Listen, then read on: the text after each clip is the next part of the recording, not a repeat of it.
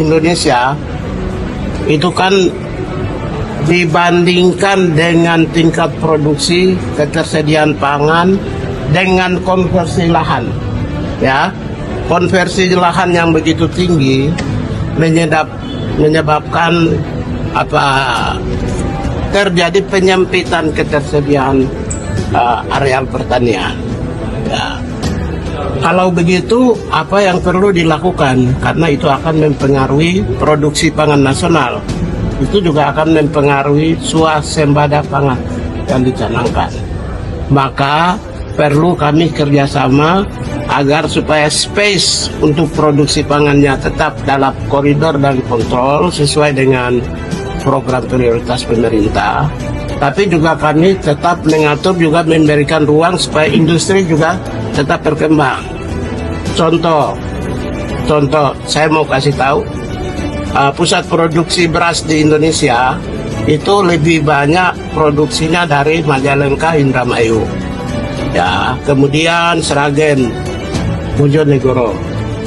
Kalau di situ dibangun sebuah kawasan industri, ya, infrastruktur yang berlebihan misalnya, atau sarana prasarana, pasti dong produksi pangan akan terganggu. Beras, misalnya setahun kan rata-rata kita 600 sampai 800 suplai beras itu kan berasal dari Indramayu, Majalengka. Hampir juga 600 sampai 800 dari Sragen, Bojonegoro. Karena itu kawasan-kawasan yang memang diperuntukkan untuk mensuplai pangan nasional, supaya adanya ketersediaan pangan bangsa ini, itu tetap harus dijaga. Jadi kami tadi kerjasama supaya soal perizinan itu terkontrol dalam rangka koridor pencapaian cita-cita bangsa, cita-cita nasional, dan masa depan pangan nasional. Saya kira kalau dengan demikian, kita tidak akan juga bisa bergantung kepada impor beras dari luar negeri, impor pangan. Tapi kita sendiri bisa menjaga kontrol produksi pangan, termasuk swasembada pangan. Contoh, beras 30 juta ton konsumsi nasional. Kalau kita hanya areal lahan pertanian berasnya kecil, di bawah standar lahan yang tersedia, nanti produksinya 20 juta ton. Sementara 1 tahun kita butuh 30 juta ton. 10 juta terpaksa supply. Tapi kalau space-nya tersedia, maka bisa saja kita produksinya bisa mencapai 50. Berarti kita masih kelebihan surplus 20 juta ton. Ini tujuannya untuk bangsa dan negara supaya kita masa depan tuh ekonominya, khususnya suplai pangan tersedia di dalam negeri. Itu satu. Yang kedua, kami selaraskan untuk menata, mengontrol, karena berdasarkan data yang masuk waktu saya di Komnas HAM, itu rata-rata konflik tanah itu hampir 2000-an setahun. Sekarang di Kementerian HAM juga mungkin akan juga mengalami peningkatan. Di tempat-tempat menerima pengaduan terkait dengan kasus juga pasti selalu ada. Karena itu kita selaraskan aspek ini. Termasuk juga yang ketiga, kita bicara tentang bagaimana digitalisasi sertifikasi. Saya senang sekali dengan Kementerian ATR dan BPN. Sekalipun digitalisasi sertifikasi itu sulit, tapi sudah hampir mencapai 20%. Lebih dari 20%. Itu kan alhamdulillah ya, syukur ya, daripada nggak sama sekali. Bayangkan bagaimana orang mencari keadilan, persoalan tanah, persoalan sertifikat yang tumpang tindih.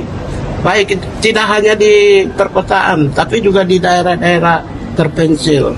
Karena itu ketika ada digitalisasi sertifikasi, maka semua terkonek dan bisa dikendalikan secara baik dan benar. Kemudian juga tadi kita juga hitung-hitungan tentang bagaimana kalau misalnya luas lahan pertanian di Pulau Jawa makin sempit karena industrialisasi, karena adanya real estate, karena adanya infrastruktur, karena adanya orang tua yang petani tapi usianya menua dan anaknya mengalami misalnya terdidik dan bekerja di luar pertanian, misalnya di Jawa. Kalau begitu luar Jawa bagaimana? Itu juga tadi kita hitung juga. Kita bicara yang lebih untuk andaikan apakah boleh nggak untuk masa depan itu kita sarankan untuk supaya industrinya dipindahkan ke luar Jawa. Memang ini teori. Tadi Pak Menteri sampaikan bahwa itu teori masa lalu. Karena harus bergantung, industri itu bergantung pada konsumen dan ketersediaan bahan baku. Itu juga tadi kita bicara tentang. Lalu yang terakhir misalnya kami juga bicara tentang bagaimana hak komunal. Problem sertifikasi komunal itu sekarang itu agak sedikit susah secara masif dijalankan karena sejauh pengamatan kami, saya itu tingkat partisipasi masyarakat ya secara sukarela untuk mendaftarkan ke Kementerian ATR BPN itu susah. Kenapa susah? Justru di kawasan masyarakat adat, masyarakat komunal, setiap orang mengklaim punya dia. Padahal sesungguhnya itu punya kawasan adat. Nah, supaya apa? Dia memiliki sertifikat dan dia simpan dan dia bisa jual. Sementara kawasan adat itu, andaikan mereka bersatu aja, lalu mendaftarkan tanah di Kementerian ATR BPN, itu pasti konflik tanah di wilayah kawasan misalnya masyarakat komunal atau kawasan masyarakat adat bisa diselesaikan. Saya apresiasi Kementerian ATR BPN karena sudah menyediakan sertifikat komunal. Luar biasa. Coba kalian cek di seluruh dunia. Tidak semua negara di dunia ini yang menyediakan